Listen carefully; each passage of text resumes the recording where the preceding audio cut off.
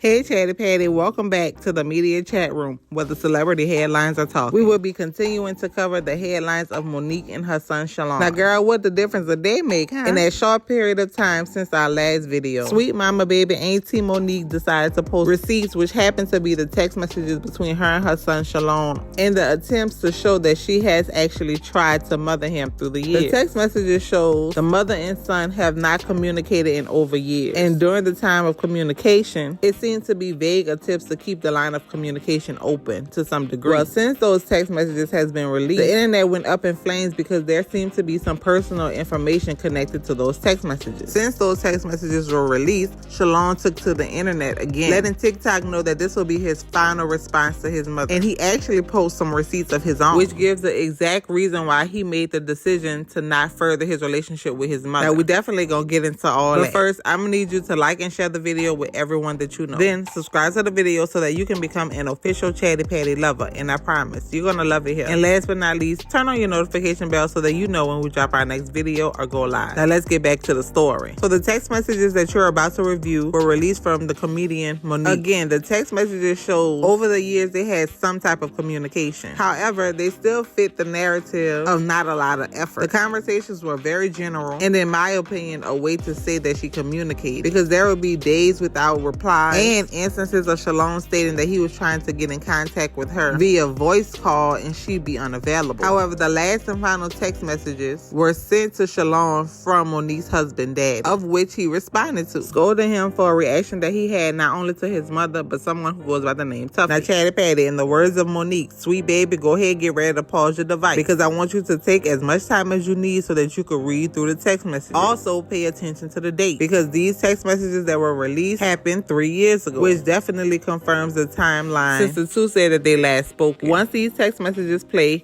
get ready so that you can hear Shalon's response to his mother releasing these text messages.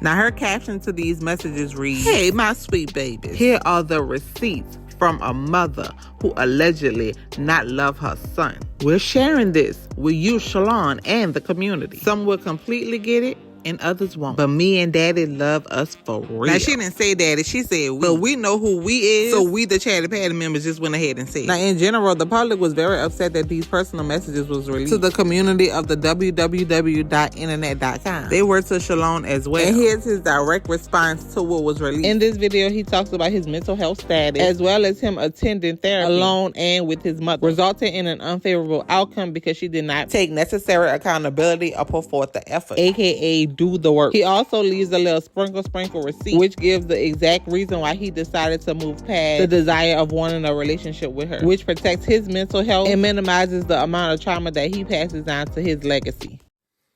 Here we go again, right? Hi, I'm Shalon. I'm gonna jump right into it. I guess the intelligent thing to do when assuming that your son is having a mental episode is to post personal screenshots of text messages that are 3 years old in an attempt to validate a false narrative, as if they are some type of receipt. You also invaded the privacy of my daughter's grandparents by posting your receipts. Neither of you should never speak on mental health again if you thought that that idea was a good one. As a person who lives with mental health issues, let me be the first to educate you that there are individuals who have taken their lives, harmed, and also taken the lives of others for doing the very thing that you so proudly did and your fan base pats you on the back for, which is very telling to how strangers will buy into your toxicity. Picking up the phone to check on your son that you believe is having a mental episode to make sure that he is okay, while also making sure that your granddaughter is safe, is too much to ask, I guess. For those wondering, I have gone to therapy on several different occasions, and that is not something that I will ever be ashamed of. I have even gone to therapy with my mother on several occasions. But for those who know how efficient therapy works, Therapy only works when both people are being open. My mother was still in her 15-year-old mentality phase during that time, so I guess I understand why she did not know how to be open with me during our sessions. When a person becomes accustomed to being a victim and others get used to seeing them as one, they live their lives in a state of internalization, meaning you consistently receive another's approach as an attack, constantly putting you under the illusion that you need to always be on the defense, even in situations where there is no actual attack, just an acknowledgement of things already said by you. One should not feel attacked by an acknowledgement of the words that they stand on. You eventually become a passive aggressor. To address the men that had something to say in regards to men don't do what I'm doing, let me be very clear. How I man is none of your business. What and how I feed my family has no place on your plate. For every person that stated I should not have come to the internet, I would just like to ask, what do Club Shay Shay, the articles about my mother and I's relationship, the interviews about our relationship, and Instagram all have in common? Well, if you are competent, the internet. Furthermore, I did not expose my mother, nor did I badmouth my mother. I simply provided context to what was already being said about me, while also explaining why I don't speak to them directly. The reason those that feel negatively about what I said are just having a hard time differentiating between Nikki Parker and Monique. Please stop with the cornball idea that a celebrity can talk about a family member on the internet for years, but God forbid said family member says any one thing, and you all are outside with tiki torches and pitchforks defending not the actual person, but the idea of a person. These people are in an industry that is efficient at making money off of what is pretend. So in essence, you are defending a character. I love my mother, and it took the birth of my daughter to help me begin to understand the value of a mother. I am very proud of my mother, though, and I'm proud of the things that she has accomplished and will go on to accomplish in the future. My mother's bad, man. I watched that woman go from Baltimore to the moon. That drive is also in my daughter's blood. Not only is she still my mother, she's also a part of history, and I would be doing my daughter a disservice by not telling her about who my mother is and was.